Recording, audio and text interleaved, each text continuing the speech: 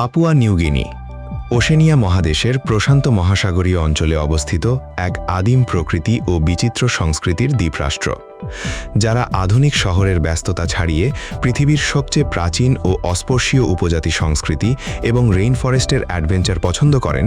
তাদের জন্য Papua New Guinea হল এক পরম আকাঙ্ক্ষিত গন্তব্য।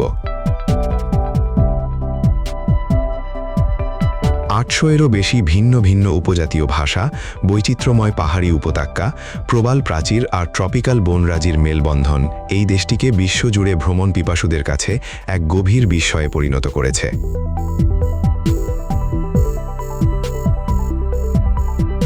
পাপুয়া নিউগিনির রাজধানী হল উপকূলীয় শহর পোর্ট মোরসবি। খ্রিস্টধর্ম প্রায় ৯৫% প্রধান এই দেশের সরকারি ভাষা ইংরেজি, টোকপিসিন ও হিরিমোটু, এবং প্রচলিত মুদ্রা হল কিনা। দীর্ঘ সময় অস্ট্রেলিয়ার অধীনে থাকার পর ১৯৭৫ সালের ১৬ সেপ্টেম্বর পাপুয়া নিউগিনি স্বাধীনতা লাভ করে। কৃষি, খনিজ সম্পদ এবং স্থানীয় ঐতিহ্যভিত্তিক পর্যটন দেশটির অর্থনীতির মূল ভিত্তি, এবং তাদের মাথাপিছু আয় প্রায় $২৫০০।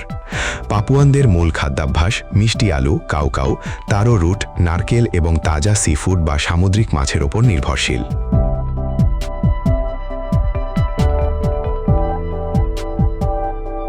পাপুয়া নিউগিনির পর্যটনের প্রধান আকর্ষণ হল এর শতাব্দী প্রাচীন কালজয়ী উপজাতীয় ঐতিহ্য।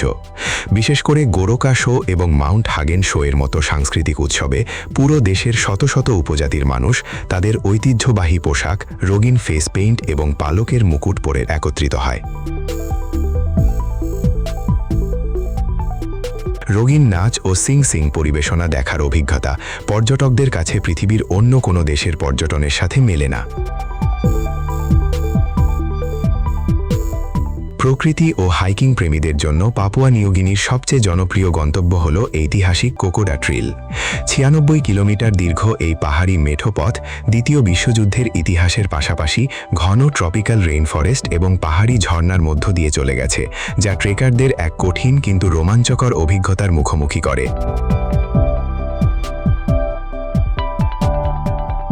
এছাড়া দেশের সর্বোচ্চ শৃঙ্গ মাউন্ট উইলহ্যাম জয় করা অ্যাডভেঞ্চার প্রিয় ট্রাভেলারদের জন্য এক অনন্য স্বপ্নের মতো। সমুদ্র ও পানির নিচের জলের দুনিয়া যারা ভালোবাসেন তাদের জন্য পাপুয়া নিউগিনির মোইলনে বে এবং কিম্বে বে এক স্বর্গরাজ্য। এখানকার স্ফটিকের মতো স্বচ্ছ পানিতে ডাইভিং করে রঙিন প্রবাল প্রাচীর, দ্বিতীয় বিশ্বযুদ্ধের ডুবে যাওয়া বিমানের ধ্বংসাবশেষ এবং দুর্লভ সামুদ্রিক জীববৈচিত্র্য উপভোগ করতে পৃথিবীর নানা প্রান্ত থেকে স্কুবা ডাইভাররা ছুটে আসেন। এছাড়া সেপিক নদী অঞ্চলে নৌকায় ঘুরে আদিবাসী গ্রামগুলোর কাঠখোদাই শিল্প দেখার অভিজ্ঞতাও দারুণ। পাপুয়া নিউগিনির সংস্কৃতি অত্যন্ত প্রাচীন ও অনন্য। সেখানকার মানুষের জীবনযাত্রা এখনও প্রকৃতির সাথে গভীরভাবে যুক্ত। স্থানীয় বাজারগুলোতে হাতে তৈরি ঐতিহ্যবাহী ব্যাগ, বিলুম, কাঠের সূক্ষ্ম খোদাই করা ভাস্কর্য এবং স্থানীয় তাজা ফলমূল পাওয়া যায়। যদিও এখানকার কিছু দুর্গম অঞ্চলে যাতায়াত কিছুটা চ্যালেঞ্জিং, তবে একজন গাইডের সাহায্যে স্থানীয় মানুষের অতিথি পরায়ণতা ভ্রমণকে নিরাপদ ও অবিস্মরণীয় করে তোলে।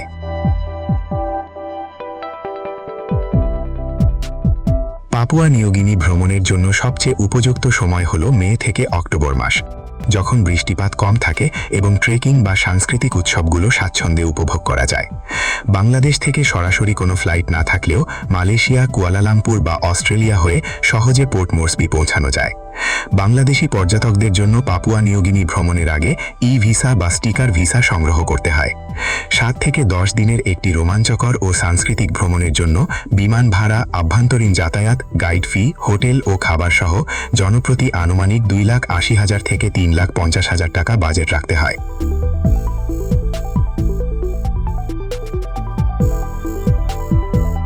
আদিম রেইনফরেস্ট আর বৈচিত্র্যময় কালজয়ী সংস্কৃতির মায়ায় জড়ানো পাপুয়া নিউগিনি ভ্রমণ হতে পারে আপনার মনের মণিকোঠায় আজীবন জমা হয়ে থাকার মতো এক দারুণ অনুভূতি।